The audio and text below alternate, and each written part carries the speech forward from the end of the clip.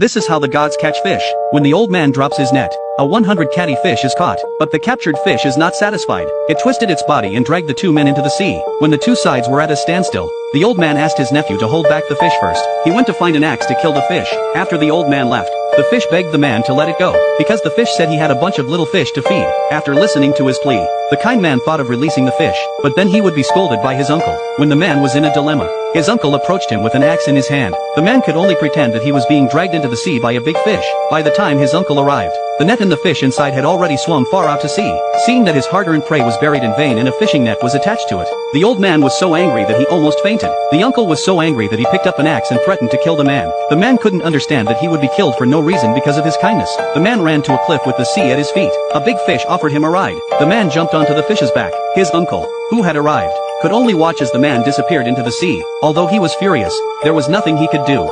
After leaving the back of the big fish, the man traveled alone to a kingdom deep in the desert. But little did he know that a coiled python had set its sights on him. When the man reached the pillar, the python opened its mouth and threatened to eat him. The man's only choice was to run away from the snake, but the python wouldn't let the food in front of him go to waste. Its body was wriggling and approaching the man. The man knew he couldn't move as fast as the python, so he deliberately lured the snake to a pillar. The man circled around the pillar and easily subdued the python. Seeing that the python was tied to the pillar, the snake was no longer a threat. The man was ready to climb up the hill and leave the area, but there were two baby eagles at the bottom of the hill. Their cries reached the python's ears through the air. The python breaks free of its entanglement and moves quickly to the eaglets. It was about to take a bite. The man picks up a rock from the top of the hill and smashes it against the python. In order to completely eliminate the danger, the man threw another huge rock at the python on the ground. With a scream that pierces the sky, the python suddenly loses its life. Returning from a hunt, the vulture realized that the man had saved his two children. He promised to repay the man's kindness in the future. This feather was the man's token to him. After saying goodbye to the vulture family, the man set off on his wanderings. But no sooner had he entered the forest than he came across 4 firefoxes who asked for his help.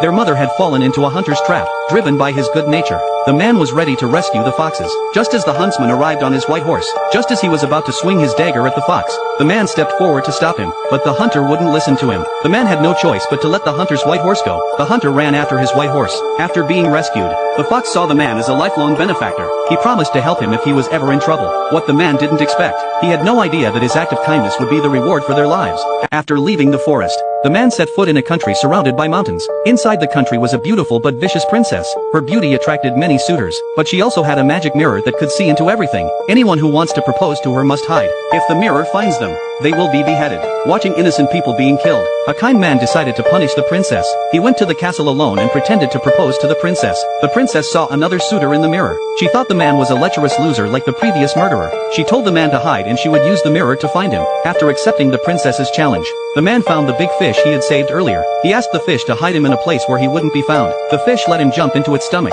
It then took the man to the bottom of the sea. The princess took out her magic mirror and looked at the sky and the ground, and she found the man in the belly of the fish at the bottom of the sea. The man was escorted back to the palace by the guards. To convince the man that he had lost, the princess decided to give him 2 more chances. This time he took out the feather that the vulture had given him. The vulture let the man ride on his back and took him to the sky, but the princess was able to find him with her magic mirror. For his last chance, the man found the firefox. He asked the fox to dig a hole and hide him. The fox would not refuse his benefactor's request. It tried its best to dig a tunnel leading to the palace. When the princess took out her magic mirror to search again, even though she searched the sky, the sea and the ground, she still couldn't find the man, because the man was hiding in the ground of the palace. The princess had no choice but to admit defeat on the spot. The man dug through the floor and stood in the palace. The old king agreed to marry his daughter to him, but on the wedding day, the man didn't show up. He sent word that only a devil could match the cruel princess. The princess was furious that she was rejected. She broke the mirror, and without the mirror, the princess could do no more harm.